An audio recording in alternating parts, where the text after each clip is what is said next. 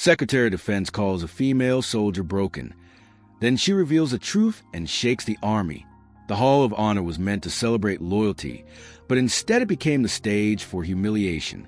Before rows of generals and cameras flashing, the Secretary of Defense fixed his gaze on a young captain with one arm missing. With a cold smile, he called her broken.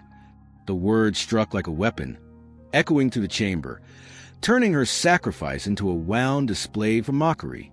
Everyone expected silence, expected her to lower her head and accept the label. But behind her steady eyes and the pinned sleeve of her uniform, something else was waiting: truth.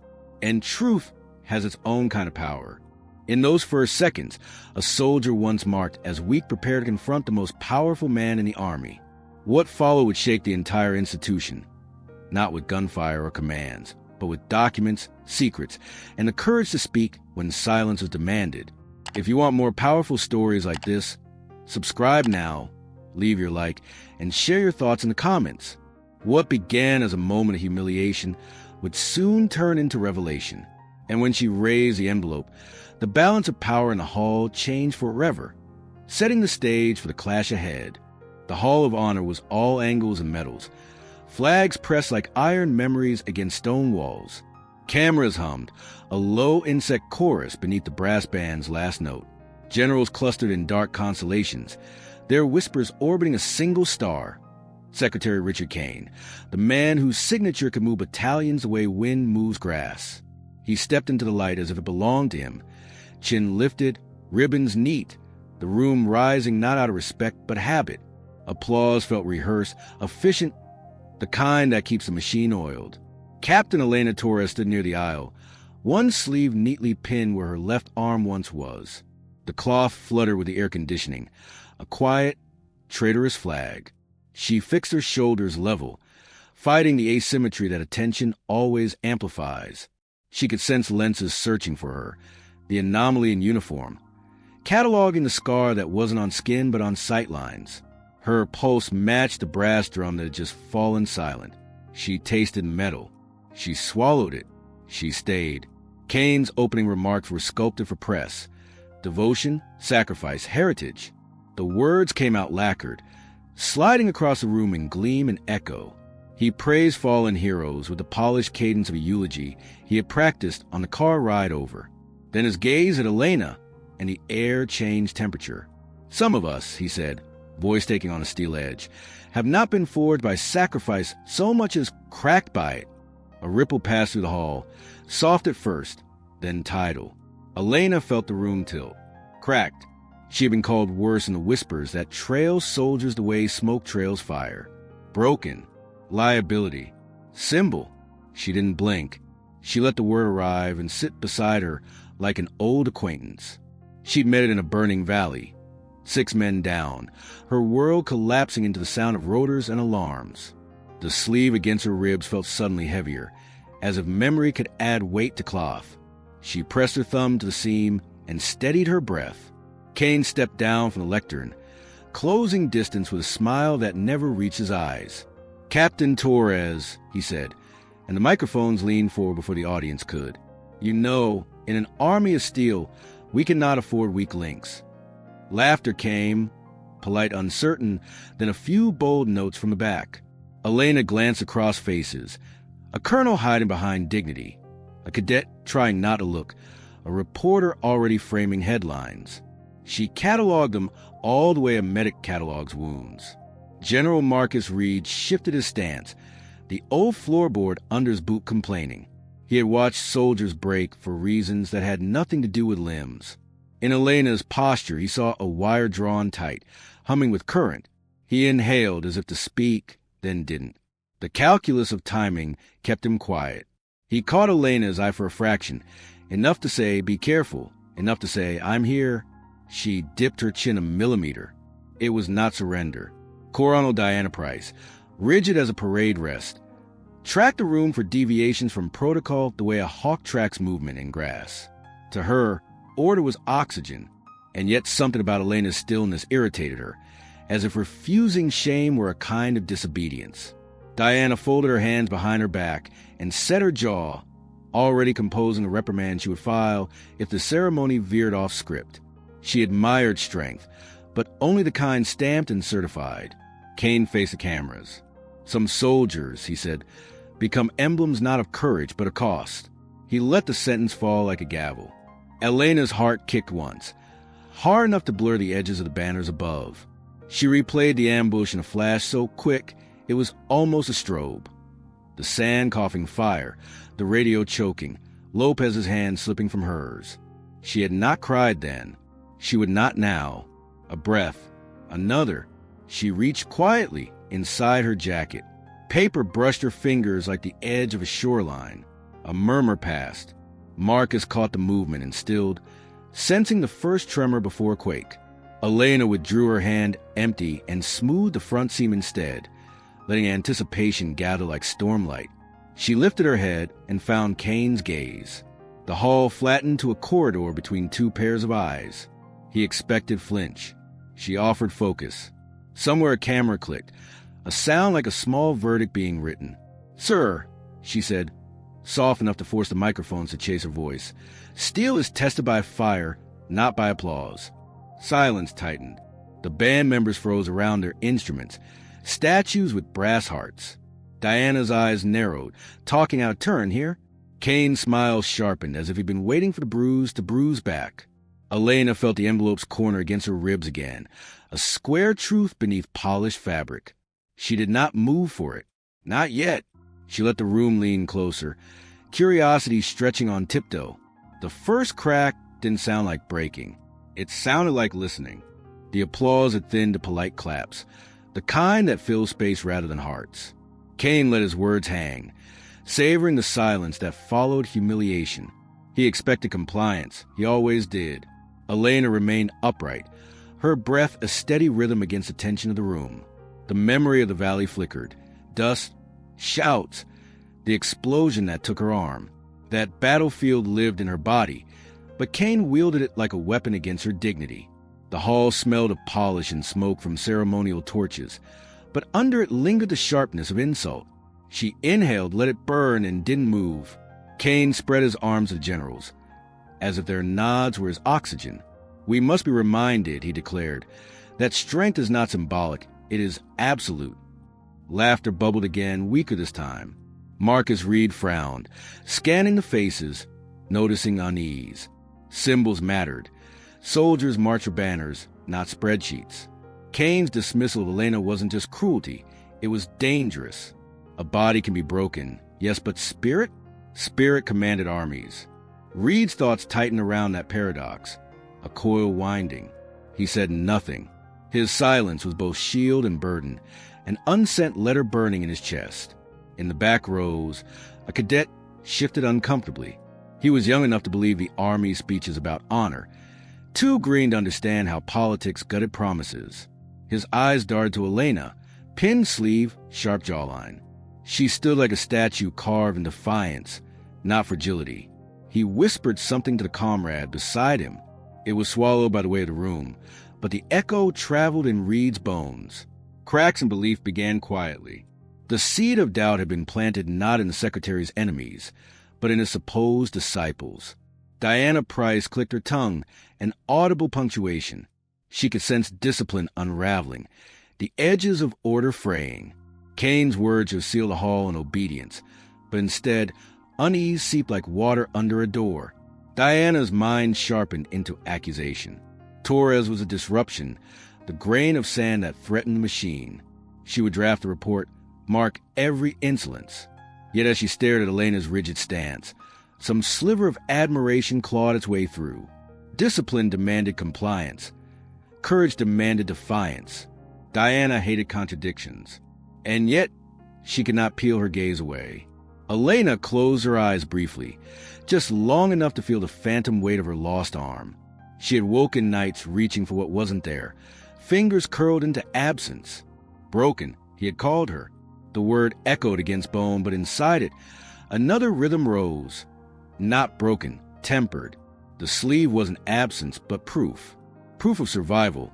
Proof of sacrifice. When her eyes opened, Kane's smirk awaited her, expecting submission.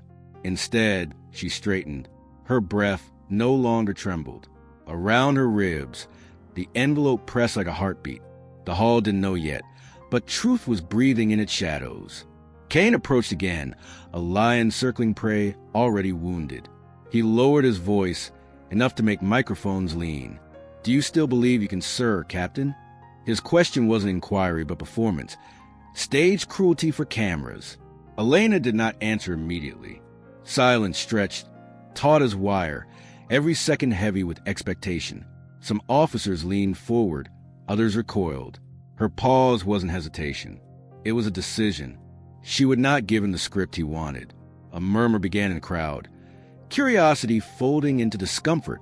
For the first time, Kane's question felt like a risk rather than a verdict.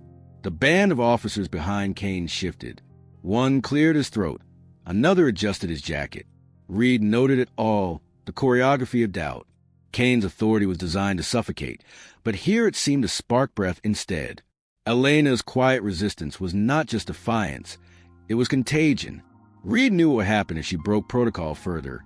Disgrace, possible court-martial. And yet he also knew that silence now would bury not just her honor, but theirs. He clenched his jaw. Choices lived in the pauses, and the hall had become nothing but pauses. Elena's lips parted, not in surrender, but in preparation. She inhaled sharply, her voice slicing through the air. "Strength isn't measured by what you take from us. It's measured by what we carry on." The words weren't shouted, yet they struck like a drumbeat, reverberating across the chamber. Kane's jaw twitched, his smirk faltering for the first time. The cadet in the back sat straighter, eyes alight. Reed exhaled through his nose, tension uncoiling just enough to let hope Indiana. But Elena wasn't finished.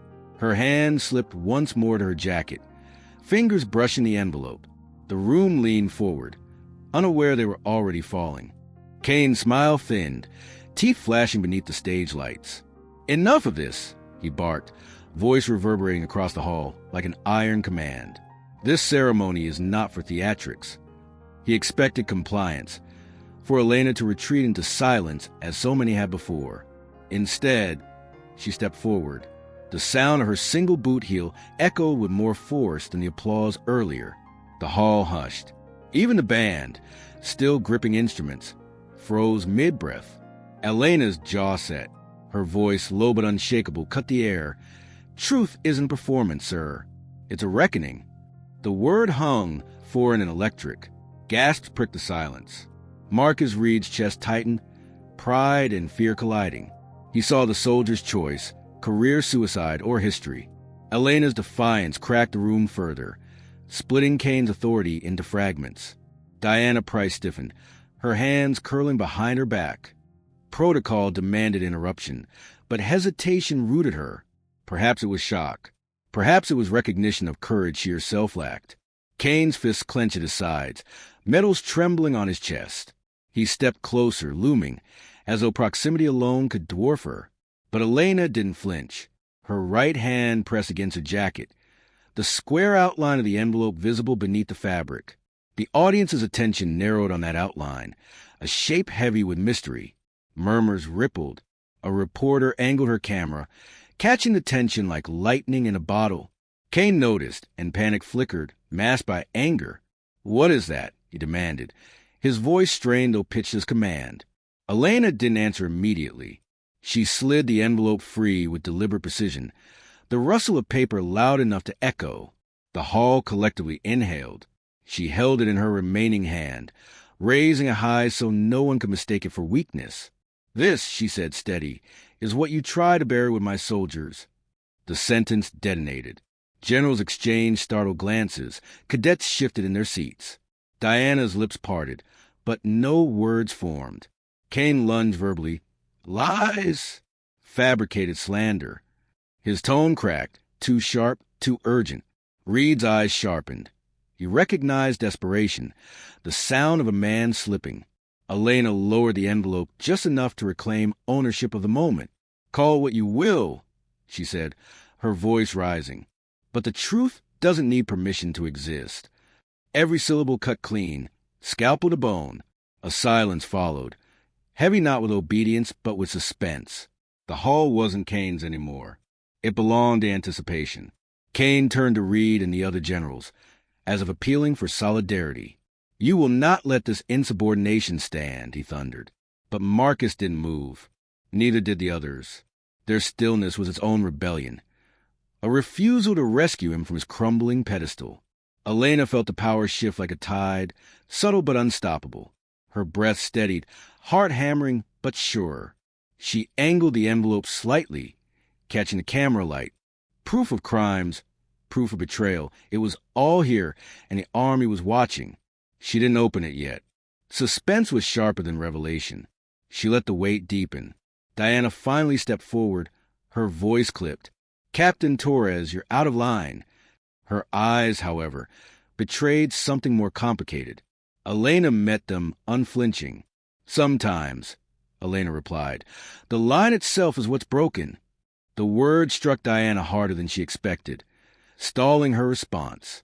A murmur surged again to the crowd, officers and cadets leaning forward, caught between fear and exhilaration. Kane's glare sliced at Diana, anger that she hadn't silenced Elena already. For the first time, Diana looked unsure, her loyalty fraying under the weight of truth she hadn't even heard yet. Elena felt that hesitation and held her ground. Kane took another step, voice cracking into raw fury. "Hand it over." His hand twitched as if to snatch the envelope by force, but he restrained himself. The cameras were too many, the witnesses too sharp. Elena raised the envelope higher, the gesture both shield and sword. "No," she said, her tone final. "This doesn't belong to you anymore. It belongs to every soldier who never came home." The hall erupted in whispers, louder this time, refusing to be contained. Reporters leaned forward, pens racing. For the first time, Kane's authority faltered visibly. The predator was bleeding in his own den. Marcus Reed's voice finally cut through the tension, measured and low. "Let her speak." The simple phrase cracked open a room wider than Elena's defiance had alone. It legitimized her stand, shifted the axis of authority. Kane spun toward him, betrayed rage in his eyes. "You'll regret this," he hissed. But Reed didn't waver. Elena clutched the envelope against her chest, pulse steady now, as though the decision was already made. The hall wasn't holding its breath anymore. It was breathing with her. She looked at Kane, not broken but whole and new. The next words would set the room ablaze. The envelope opened with a rip that sounded indecent in so sacred a hall. Elena slid out a stack of copies, names, coordinates, signatures stamped in a minister's certainty. She lifted the first page to the lights, so the ink gleamed like oil on water. A mission order authorized in Kane's hand, deploying her unit into a valley flag 3 times as compromised. The margins bore redacted warnings, black bars like funeral cloth. Gasps rose, layered and uneven, the human sound of belief cracking. Elena's voice did not tremble. She read the date. She read the hour. She read the warning ignored. A hush fell that wasn't obedience, but listening sharpened to a blade. Camera's word, red tally lights blooming like wounds. Kane moved to the lectern, fingers white on polished wood. He called the documents misinterpreted, tried to drown detail with tone, but the specific has its own gravity. Elena held up a second page, a field report requesting extraction, signed by her medic 12 minutes before the blast. The extraction was denied with a note. Public optics demanded success. The words were small on paper, vast in consequence. Somewhere in the back row, the cadet covered his mouth. Reed stepped closer, eyes running each line as if the paper could still be saved. He had lived a career between orders and outcomes. Here the distance vanished. Diana's face hollowed in increments, a discipline unraveling quietly. Elena laid the third sheet on the lectern where all could see. A memo from Kane's office, scheduling a press briefing touting a decisive victory, dated the morning after the massacre. The hall groaned as if it were a living thing. "Sir," Reed said, low, steady, and the single word sounded like a verdict finding its legs. Kane abandoned persuasion for attack, the wounded tiger politics. He called Elena a traitor, claimed fabrication, alleged foreign tampering. He threw up dust to hide the crater. Elena didn't chase the storm. She anchored it. She spoke of Lopez by name, of the radio that coughed static instead of clearance, of the smell of earth after fire. She spoke like a witness, not a warrior, and Hall understood that truth sometimes bleeds softly. When she lifted her pinned sleeve, not in pity but in proof, a line snapped inside the audience. A quiet, unanimous no. A senior colonel barked that the materials required immediate chain of custody. Elena nodded and passed duplicates to Reed, who handed them to a legal officer already moving. The room, once a stage, became procedure. Diana found herself saying, "Secure the originals," before catching that the voice was hers. Kane's gaze cut to her, betrayal bright as metal. "Colonel," he hissed, warning braided with plea. Diana held that look longer than protocol allows. She had spent years polishing mirrors. Today she found a window. Her jaw firmed. "Yes, sir," she said, and the sir sounded like goodbye. Elena unfolded a final page, thinner than the rest, a copy of a private message from Kane's aide. Press priority. Optics first. Losses acceptable. Each word arrived like a footstep down a corridor no one wanted to walk. The aide's name was there. The timestamp was there. The cruelty was there, casual as weather. Reporter forgot to hide their hunger. Pens scratched. Lenses blinked. Kane's denial frayed into noise. "This is war," he spat. "And war is ugly." Elena met the ugliness and did not look away. "War is ugly," she said, "but your signature is tidy." Reed raised a palm, requesting quiet that came willingly. "We will review these under military law," he announced, and authority shifted lanes, flowing around Kane instead of through him. For a heartbeat, the room hovered between collapse and clarity. Elena felt the tilt and added weight. "There's more." Not shouted, placed. She didn't show it yet. The promise of further truth became a weather system. People leaned as if bodies could hurry time. Kane's eyes flicked to exits, to allies, to absence. He looked, for the first time, small inside the uniform that had always fit. Kane lunged for outrage, but rage could not rewire evidence. He ordered guards forward and found them rooted. He summoned tradition and met silence. The band at the back lowered their instruments, musicians no longer props but witnesses. Elena slid the remaining sheets back into the envelope with ritual care, letting restraint resound louder than exposure. "You wanted a ceremony," she said, soft. "Here's one." Then she turned the envelope over and tapped the sealed inner flap, a smaller compartment no one had noticed. The hall watched the thumb of a one-armed captain rest where the Real detonation waited. Kane's eyes locked on the sealed flap, as if it were a grenade. "Enough!" he roared, voice cracking under the weight of panic. "Guards." But none moved. The hall had shifted. Authority no longer flowed from him. Elena slid her thumb under the seal, tearing it open with calm precision. A smaller set of papers emerged, thinner, more intimate. Letters, not orders. She raised the first, written in Kane's unmistakable scrawl. "To the light." It wasn't strategy. It was confession. "Casualties are acceptable," it read. "Public perception is priority. Loss is forgotten." The hall inhaled as one, a sound like drowning. Reporters surged forward, cameras blinking like fireflies gone mad. Diana Price's throat tightened as she read the words projected on the monitors. She had defended this man with discipline sharper than any blade, but now saw the rot spelled out in his hand. Kane lunged toward Elena, fury red on his face, but Marcus intercepted him, placing a firm hand on his chest. "Stand down," Marcus ordered, voice stripped of ceremony, pure command. For the first time, Kane stumbled back. Elena lifted the second letter. It named an officer silenced, a medic transferred after questioning orders. The silence grew unbearable. Elena's voice steadied louder now as she read. They were buried with honors, but also with secrets. Secrets meant to protect power, not soldiers. Every word struck like a hammer. Kane shouted over her, denying, spitting accusations of forgery. But the hall no longer listened. Officers who once saluted him now looked away. Cadets who once idolized him now whispered curses under their breath. The truth was no longer whispered in corners. It had taken the stage. Elena's sleeve caught the light as she held the letter higher. Her missing arm no longer absence but evidence. Kane's desperation deepened into threats. This is treason. Arrest her. Arrest them all. His voice echoed, but his command carried no weight. No soldier moved. The hall had chosen its silence, a silence that roared louder than any order. Elena revealed the final page. It was a memo of payments, funds diverted from soldier support programs into Kane's private accounts. The numbers glistened like blood on paper. Gasps turned to shouts. Cameras zoomed. Kane lunged again, unrestrained now, but Elena stepped back, envelope clutched like a shield. Marcus barked, "Hold him!" and soldiers finally surged, not for her, but against him. Guards gripped Kane's arms, his metals clinking as he thrashed.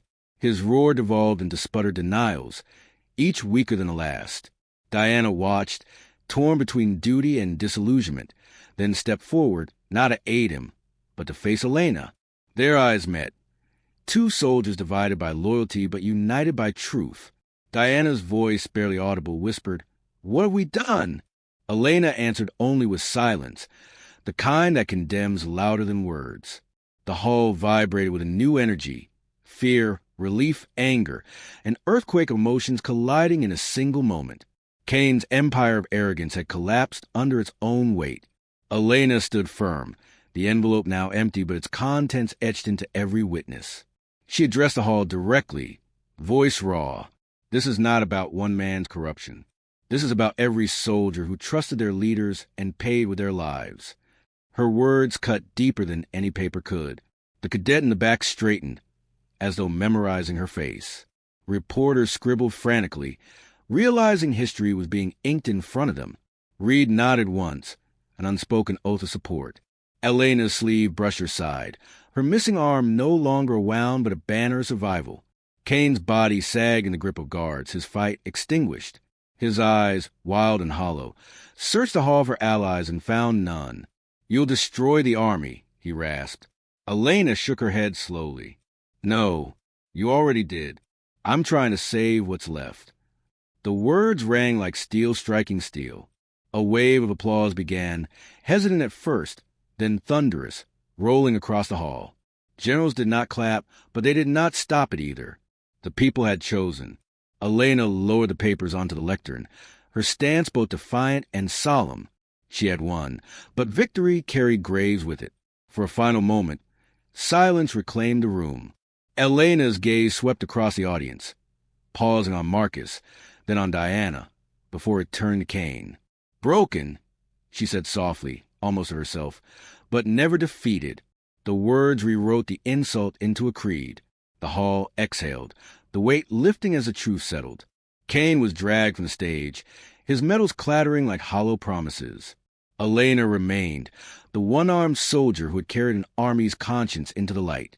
The truth was no longer hidden, but the cost of revealing it, of surviving it, still echoed like a drum that would never stop. The hall redrew itself around truth. Handcuffs clicked like punctuation behind the curtains where Kane vanished, and in the space he left, air finally moved. No one cheered. It wasn't a victory parade. It was a room relearning how to stand. Marcus took the lectern not as a savior, but as a witness who knew the next right thing. Secure every page, log every movement, protect the people who spoke. His voice carried in measured lines, a bridge over a river that had just flooded. Procedure, not fury. Law, not theater. Consequence would be the anthem now. A legal cluster formed out of motion.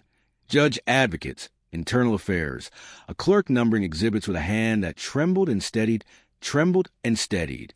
Diana moved beside them, posture immaculate, loyalty retuned to a frequency that hurt and healed at once. She initialed seals, ordered chain of custody, and faced the cameras with eyes that refused to hide. "We will answer under oath," she said, surprised at herself with how anchored the words felt. Elena watched the sentence land. Not forgiveness, not yet. But the first honest footprint on a new path is always heavier than it looks. Reporters began to trade adrenaline for structure. Microphones found statements. Lenses found responsibility. Marcus announced a temporary command transition pending inquiry. No fireworks as tone, just a clean, durable sound of accountability spoken without apology. The cadet in the last row wiped his eyes with the back of his sleeve. Learning that belief doesn't die when it breaks. It reforms around a truth that mended it. Outside, sirens floated in the distance, not as threats, but as reminders that the world kept moving and would soon demand more from the people in this room. Elena stepped forward and did not raise her voice. "We carry them with us," she said, naming her dead softly, in the order they fell, weaving a roll call into a prayer the hall had forgotten how to say. She thanked medics who learned to run toward fire, mechanics who kept flight in the sky, cooks who fed courage with bread and salt. The pinned sleeve brushed the microphone. The sound was human and exact. They deserved leaders who honored the cost, she finished. No one clapped. They didn't need to. Silence bowed its head and listened. Beyond the doors, the plaza filled with a weather of voices. Some demanded prison. Some demanded reform. Some simply cried because tears had finally been given somewhere honest to go. A veteran lifted a mended banner, whose patches told a story no speech could carry. He recognized Elena not by the missing arm, but by the posture that refuses collapse. He saluted through glass. She returned it, palm crisp, eyes bright. For a heartbeat, the mirror facade held two reflections, her past and her now, before both dissolved into the noise of a city that had new questions to ask. Down the corridor, Kane paused as the guards adjusted their grip. Without podiums and lights, he looked smaller, a man who had confused applause with air. His eyes fell to metals that felt heavier than they ever had, not with honor, but with explanation owed. Diana watched him go and felt the ache of a belief ending, small and precise, like a stitch being cut. She signed the last seal and handed evidence to custody. "Let the record be whole," she said, almost to herself. It was not absolution. It was the necessary dignity of doing the next true thing. Night arrived early, or perhaps consequence stretches time until the sun gives up arguing. The band packed their instruments with a tenderness people reserve for things that have outlived a bad day. Marcus traced his familiar perimeter, doors, exits, weak points, counting risks and mercies in equal measure. He stopped by the honor wall and read names he could still hear in mess hall laughter. Elena joined him and said nothing. Grief did not leave. It learned new manners. The cadet passed, straightened, and saluted them both, promising with a gesture what words might later break. In her quarters, Elena folded her jacket along the old creases, honoring lines that had carried her here. She ran a finger along the seam where fabric ended and air began, loss and room, both real. The day had not rebuilt an arm. It had rebuilt a name. A message buzzed from a medic who had once dragged her out of smoke. "We heard you." She exhaled a decade she'd been holding. On the desk lay a notebook where a younger hand had written "Stay quiet." She drew a clean line to the words and wrote a different order. Tell it all. Morning would bring paperwork that mattered, hearings with chairs that creaked, careers measured against oaths spoken long ago. The army would not be destroyed. It would be disturbed and then steadied by hands willing to be clean or be gone. Elena returned to the hall before the lights were fully warm. Rows of chairs waited like patient witnesses. She faced a lectern where lies had thinned and truth had thickened and said to the empty air, "A soldier may lose an arm, but never the honor." Then she turned the camera on standby and, for the first time, let herself smile. If this story moved you, subscribe, like, and drop a comment with a moment that hit hardest. Want to support more stories where truth outlasts power? Become a channel member. Your support helps us bring the next revelation to light. More stories like this are on the way. Don't miss the next one.